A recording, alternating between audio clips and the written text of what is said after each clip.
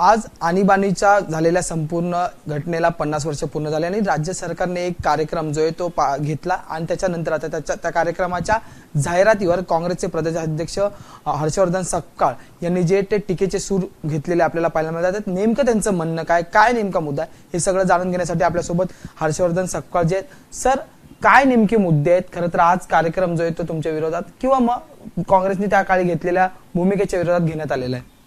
नाही, विरोधाला कुठल्याही प्रकारची हरकत नाही, पण विरोधामध्ये तथ्य आणि सत्य हे मांडलं गेलं पाहिजे. मात्र जे समोर येते ते असत्य आणि एक हेकेखोर पद्धतीनं भाजप सरकार हे या विषयाला पुढे घेऊन जात असल्याचं बघायला मिळतं. संविधान हत्या दिवस हा म्हणण्याची गरज नाही, कारण आणीबाणी ही संवैधानिक आहे. आणीबाणी लावण्याची तरतुदी संविधानात होती आणि त्या तरतुदीचं पालन, त्या तरतुदीला लागू हे इंदिरा गांधींनी आपल्या निर्णयाच्या माध्यमातून केलं.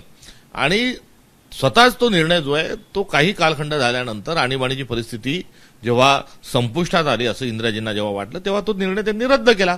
आणि रद्द करून काय केलं तर त्यांनी सार्वत्रिक निवडणुका लावल्या. सार्वत्रिक निवडणुकांमध्ये काय झालं तर इंदिराजींचा पराभव झाला. पराभव झाल्यावर त्यांनी राजीनामा दिला, त्या पाय उतार झाले आणि नवीन पंतप्रधान हे देशावर कारभार करण्याकरता ते पुढे आले. यामध्ये जी सर्व झालेली प्रक्रिया जी आहे ही संवैधानिक होती. संविधानाची हत्या करण्याचा कुठल्याही प्रकारचा प्रश्न त्यामध्ये निर्माण होत नव्हता.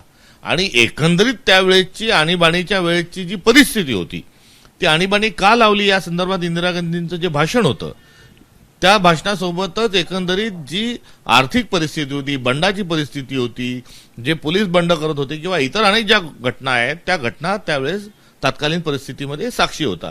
एवढंच नाही तर खासगी सावकारांजवळ बँका होत्या, त्या बँकांचा राष्ट्रीयकरणाचा निर्णय असेल. भारत पाकिस्तान लढाईमध्ये 1971ला तेल कंपन्यांनी थेट लष्कराला, म्हणजे आपण बांगलादेश वेगळा केला पाकिस्तानशी लढाई असताना, आम्ही इंधन पुरवठा करणार नाही असं म्हटलं, तेव्हा तेल कंपन्यांचं केलेलंही राष्ट्रीयकरण असेल. या सर्व गोष्टींच्या सोबतच एक आंतरराष्ट्रीय कारस्थानाच्या निमित्तानं भारताचे तुकडे करण्याचा जो प्रयत्न होता तो हाणून पाडण्याकरता आणीबाणी ही लावल्या गेली. आणि ही आणीबाणी लावल्यानंतर देशात अनेक लोकांनी त्याचं समर्थन केलं. महाराष्ट्रामध्ये जर आपण बोलायचं झालं तर बाळासाहेब ठाकरेंनी आणीबाणीचं समर्थन केलं, विनोबा भावेंनी आणीबाणीचं समर्थन केलं, निर्मलाताई देशपांडेंनी आणीबाणीचं समर्थन केलं, अनेक लोकांनी आणीबाणीचं समर्थन केलं. एवढंच कशाला, बाळासाहेब देवरस जे राष्ट्रीय स्वयंसेवक संघाचे तत्कालीन मुख्य सरसंघचालक होते, यांनी देखील 2 पत्र हे इंदिरा गांधींना लिहिले. त्यातील जर मजकूर आपण वाचला तर तो मजकूर हा आणीबाणीचं कुठेतरी समर्थन करतोय असंच दिसला.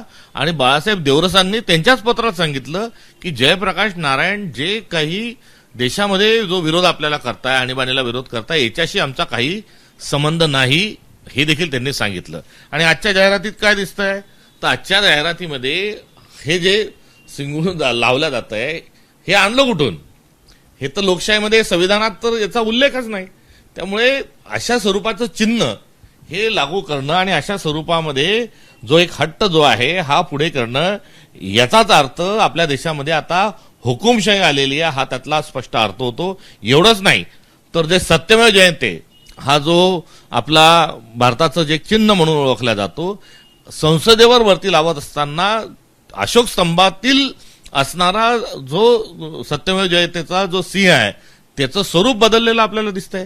त्यामुळे देशाचं संविधान यांना बदलायचं आहे आणि संविधान बदलायच्या ज्या सुरुवात आहे त्यांनी हे आधीच सुरू केलेली आहे. आणि त्यातलंच आजची ही जाहिरात म्हणजे संविधान बदलण्याच्या दृष्टिकोनातून टाकलेलं अधिक एक पाऊल आहे, हेच या निमित्ताने स्पष्ट होतं. आणि हे हुकुमशाहीकडे आपल्या देशाला घेऊन चाललेलं आहे. सर, खरं तर वृत्तपत्रासह महाराष्ट्र शासनाचं जे अधिकृत संकेतस्थळ आहे महाराष्ट्र DGIPR, त्या संकेतस्थळावरून सुद्धा ही जाहिरात जी आहे ती प्रसिद्ध करण्यात आली आहे. त्यामुळे तुम्हाला त्या जाहिरातीबद्दल विरोध आहे की सरकारने हे सेंगुला लावू नये असं तुमचं जे मत आहे त्याच्याबद्दल विरोध आहे?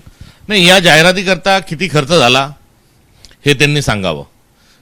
ठीक आहे, अंदाज समिती आली होती, त्यासाठी चांदीचं ताट, सोन्याचा चमचा याच्यासाठी 550 रुपये आणि प्रति व्यक्ती 5000 रुपयाचा खर्च केला गेला. हा शासकीय तिजोरीतून केला का धुळ्यामध्ये सर्किट हाऊस 102 नंबरच्या खोलीत सापडलेल्या पैशातून केला हे त्यांनी सांगावं. तशाच स्वरूपाचं या जाहिरातीमध्ये सामान्य जनतेचा किती पैसा खर्च केला, हे उधळपट्टी कशासाठी केली, अंदाजपत्रक समिती सांगते काटकसर करा, आणि आज ही उधळपट्टी करत असतील. आणि हा प्रोपगंडा आहे, हा खोटं जे बीजेपीचं ते असत्य आहे हा रेटण्याकरता शासकीय पैसा हा खर्च केला जातोय. त्यामुळे एकंदरीत याच्या संदर्भातला जे शब्द आहेत, कारण संविधानाची हत्या हा शब्द शासकीय जाहिरातीमध्ये असता कामा नये किंवा कोणत्याच जाहिरातीत असता कामा नये.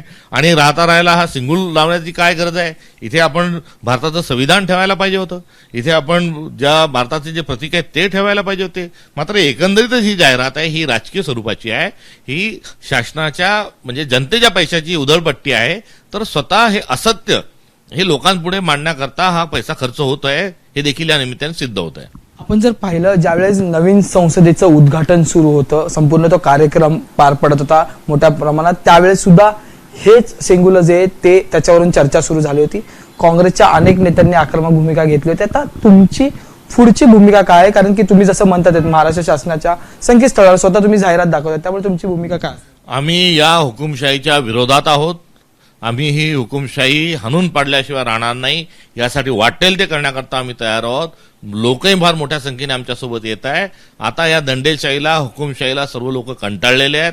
संसदेमध्ये त्यांनी ज्या पद्धतीने मोदींचं आगमन आणि ती सिंगूल हातात घेऊन त्यांनी केलेलं जे काही नाटकं आहेत, हे नाटकं तात्कालिक परिस्थिती देशाला मान्य नव्हते. ते नवीन प्रतीक आपल्या देशात स्थापन करू इच्छितात आणि नवीन प्रतीक स्थापन करायचे तर कर्तृत्व करा. आपण आपली ताकद दाखवा, आपण आपली विद्वत्ता दाखवा, आपण लोकांना सोबत घ्या. ते करून आपल्याला जर आपले प्रतीक स्थापित करायचे असतील तर त्यात काही कोणाची हरकत राहू शकत नाही. मात्र हा देश गांधींचा आहे, हा संतांचा आहे, हा शिवशाहू फुले आंबेडकरांचा जो देश आहे, याला मोठी जी परंपरा आहे ही परंपरा बाजूला ठेवून किंबहुना स्वातंत्र्य संग्राम बाजूला ठेवून परिवर्तनातला सिद्धांत बाजूला ठेवून आणि संत परंपरा बाजूला ठेवून हे स्वतःची पूजा करण्याच्या अनुषंगानं हा चालत असलेला मोदींचा आणि भाजपचा खटाटोप आहे. आमच्याशी बोलण्यासाठी तर हे होते काँग्रेसचे प्रदेशाध्यक्ष हर्षवर्धन सकपाळ. आणि आज राज्य सरकारने जो काही कार्यक्रम घेतला होता आणि त्याच्यातल्या छापण्यात आलेल्या जाहिराती आहेत त्याच्यावर आता थेट आरोप आणि टीकांची सूर जो आहे तो काँग्रेसकडून होताना पाहायला मिळते. त्यामुळे या सगळ्यावर आता राज्य सरकारचं उत्तर काय असणार हे पाहणं तेवढंच महत्त्वाचं ठरणार आहे. व्हिडिओ जर्नलिस्ट मनोज जयस्वाल सह मी अजय माने, एबीपी माझा, मुंबई. एबीपी माझा, उघडा डोळे बघा नीट.